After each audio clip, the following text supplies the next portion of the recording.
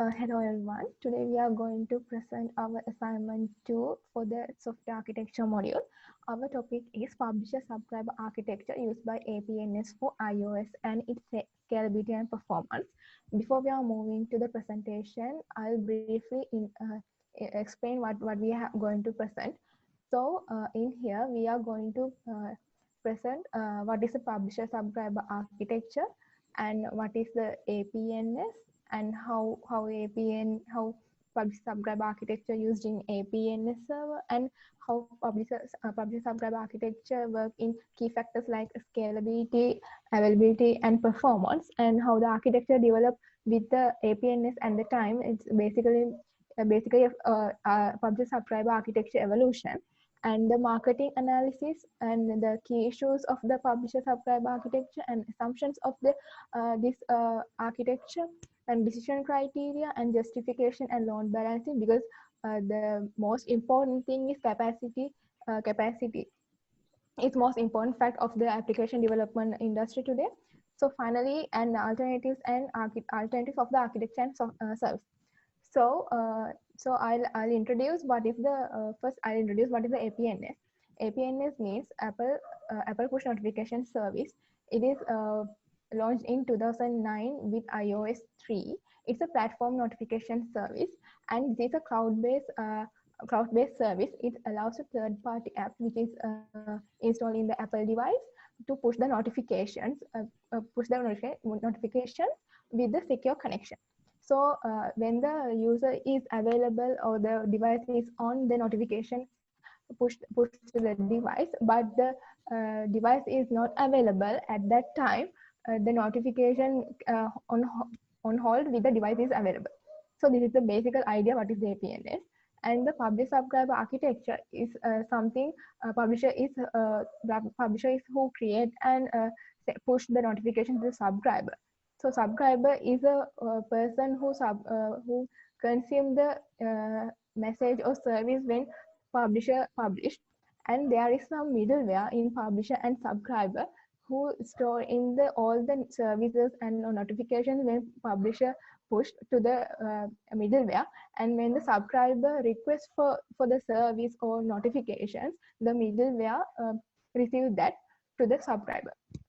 So now let's look into how APNS use this publisher subscriber architecture. So where I've explained earlier, this APNS can push the notification when the device is available. So let's think about when the device is not available. How can the application developer push the notifications to this device? So this is basically Apple not app application users use developer push the notification to the server called Apple push server. So Apple push server store in that notification for the time period when the device is available. When the device is available, the server push the notification to the device. In the publisher subscriber architecture is also doing the same thing. The publisher push their service or the messaging to this middleware, and the middleware receive that service or message to the subscriber. So only difference is there is a subscriber has request to the service from the middleware, but APNS the device is not request to the notification from the APNS server. APNS server automatically push the notification to the device. This is the only difference between APNS and the publisher subscriber architecture. But the main APNS is used that publisher subscriber architecture mainly for their building their application. So this is these two figures in here. You use the APNS and the publisher subscriber architecture. So I think this is you can get a basic idea what is application APNS and this publisher subscriber architecture. So now the further details will explained by my colleagues. Market needs of the push notification service are huge requirement in the market, and they are widely used in banking systems, stock market, social media, and social media chatting applications. The key requirement for those apps is confidentiality of the notification of publisher subscriber architecture, and it easily handles those. The typical publisher could be an emergency unit receiving the public person's critical condition. For this, performance and availability are the key features to consider. Uh, let's look at the key issues of the publisher subscriber architecture. So the key issues of the with the publisher subscriber architecture are the side effect of the main advantage of the architecture, and as the main key issue, we can take message delivery is not guaranteed in publisher subscriber architecture, and if any application want a uh, secure and guaranteed message delivery, it has to be implemented outside of the architecture, and increasing the number of messages and nodes also can increase the chance of the load surge and slowdowns of this. And another issue is that publisher always assume that subscriber is always listening, and if subscriber is not listening, the important messages can be lost. Uh, and to this reason, and publishers subscriber architecture basically use broker to carry arguments with the message, and attackers can basically fool the brokers and send messages to the wrong client or unauthorized third party. And even though the system is not rely on the brokers, the still subscriber receives can be receives unauthorized uh, message or notification due to this. Uh, to explain further information, I'm gonna hand over to my colleague. Okay, the next part is actually the evolution of the APNS, where how this service is first started. So the Apple first announced that APNS, Apple Push Notification Service, on June 9, 2008, and after that, first release was done in for iOS 3.0 release on 2009 March 17, and the second one was iOS 5.0 release on 2011 October 12 with the notification center. So after that, there was an integration for the APNS as a API. So that was with the with release with the macOS X 10.7 Lion on 2012 July 25th, and the third one was for macOS X 10.9. It was integrated with the push notification services for web applications with Safari. So it was released in 2013 October 22nd. 22nd. Then we straight away go to the analysis.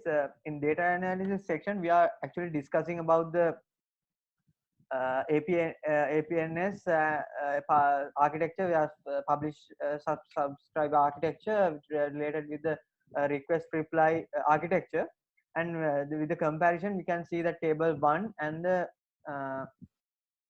graph as figure 4. So the table 1 discusses about key features, actually 7 key features, how it happens with request reply. If we consider it like number of nodes is really high in publish subscribe architecture than request and reply architecture, and number of events per client access is small compared to request reply architecture, and access of the rate of clients also very much high in publish subscribe architecture than request reply. So request reply is a common architecture they have used for notifications and messaging, but still as mentioned in the table 1, you can see that degree of common interest, cost of users intervention, and delay cost of the event transfer to the user, and real time performance also significant with only with publish and subscribe architecture. It's not in request reply. So as we can say that publish subscribe architecture is the best one for messaging and push notifications. So that graphs explains that how deadline meet ratio by varying the deadline from event occurrence. So we are comparing that blue color line describes the publish subscribe architecture with the red line about the request reply. So we can see that when it's like very low deadline, small deadline, it reaches 100% accuracy with uh, event occurrences. So it is the best architecture, but uh, the request reply is not like that. It goes to top level if the deadline is higher.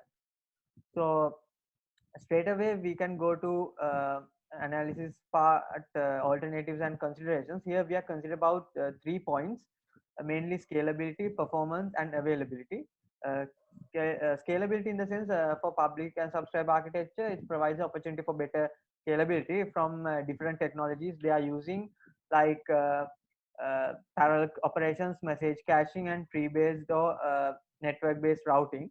So it automatically becomes scalable with the technologies they are using, and the performance wise it's anyway it's more advanced than other architectures, because the publisher subscriber infrastructure has been proposed to minimize the overhead and time consumed by the content of filtering process. So it filter up in a way and sends back to the subscriber. So it is performance wise very advanced, and the availability is one of the key points with publisher subscriber architecture, because it can handle load balanced very well with the technologies like geographical proximity, time of delay and other patterns. So the message what messages brokers are doing is like making a cluster, so it is available for everyone at all the time, so availability automatically increases. So straight away we'll go to the alternatives for the architecture wise. So we are considering here the what are the alternatives for publisher subscriber architecture. Here we have found that the DMS architecture, where defense messaging service is a good alternative, but still it is used by the defense sections like uh, military purposes, those kind of stuff. So what is the advantage is like it's good for high performance parallel applications. So the other way around, in the it's another alternative is a message bus architecture, where the messages to it sends to messages to publish in one point, and later on they can consume it. So it's like a synchronous technology they are using it. So as mentioned in the diagram, that alarm message is sent to the bus, and bus takes the message and send it to the subscribe. So it's a that kind of flow they are using, that this one to explain. So there's another thing that we need to discuss about the alternatives with the service wise. uh, as we all know, Apple push notifications service is only for Apple products, so it's not available for anyone, it's not open source. So there are some other alternatives for that technology. They are like Google Cloud Messaging, Firebase Cloud Messaging, Windows Notification Service, and some popular alternatives where for APNS still using publisher subscriber architecture. So if we discuss further, like APNS is and WNS, where my Windows notification service is similar, works similar way, but still it's only for Windows applications, Windows 10, Xbox, those kind of stuff for WNS.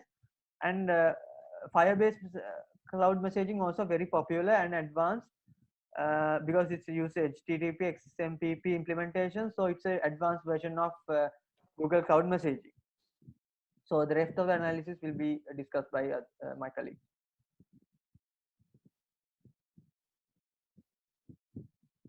Okay, when focusing on decision criteria, I have categorized it into three criteria as key factors, requirements, guidelines, and resolutions.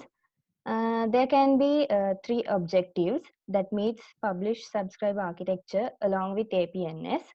The first one is the subscriber's interest, and the second is implementation of the notification service, and the third is propagating information through publish subscribers. And then talking about requirements, in the modern technology, mobile phones especially, the wireless technology, the wireless environments need this publish subscriber architecture. Also, the connections and disconnections of mobile networks will have a quick adjustment to the certain environment. And for those requirements, the well-known solution is the publish subscriber architecture. When talking about communication, usually polling is the process of checking other programs or devices whether they are still connected or want to communicate, which is a time-taking process. So the publish subscriber architecture allows to eliminate polling and it reduces network traffic. It's time to justify our findings. As you can see, the publish subscriber architecture is an asynchronous messaging service where system puts a message in a queue and does not require an immediate response to continue processing. And we can justify its performance by three aspects: scalability, availability, and latency. And APNS is a cloud service that allows to push app notification to Apple devices. And typically, these APNS works when a third-party app established a connection with a device. In earlier, pull technologies often connected with the third-party providers, and it requires continuously poll to the developer's server.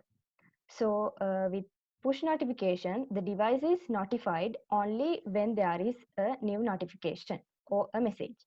So when moving to the next slide, with publish subscriber architecture, we can do this process easily by sending a SOAP-based message, which is a protocol specified message from a service provider to all relevant subscribers via a broker. A broker is a core component of this architecture. It acts as a middleware of sending and receiving messages. So the subscribers have no need to keep checking for new updates. When moving to the next slide, predicted outcomes of this architecture along with APNS. You can see publishers do not have to process requests from subscribers. So the response time for a subscriber to get a data message is minimized. And also, as I have told earlier, the broker is the core component of this architecture, and it handles a heavy workload. So the response time reduced and the workload on publishers are minimized. So the publish subscriber architecture used in APNS has replaced a traditional pull-based model with a new push notification service. When moving to the next slide, finally, we can conclude that publish subscriber architecture for APNS provide advantages in scalability, availability, and latency. It's clear that there is a highly grown marketplace for this architecture. And we can conclude that the scalability of this architecture is really high, and the important thing is the availability, and it is quite prominent, and the performance is significantly high. So finally, we can conclude our presentation on publish subscriber architecture used by APNS for iOS. Thank you.